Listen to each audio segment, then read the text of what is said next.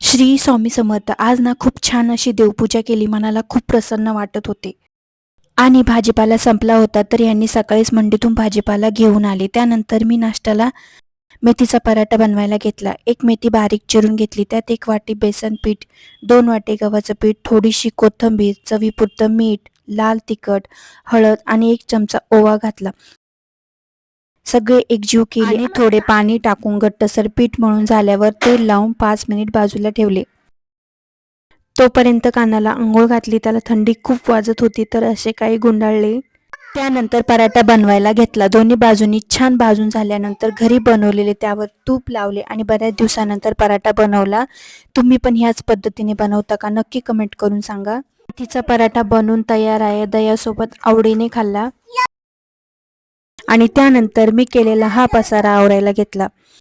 भेटूया नेक्स्ट व्हिडिओमध्ये. तोपर्यंत बाय.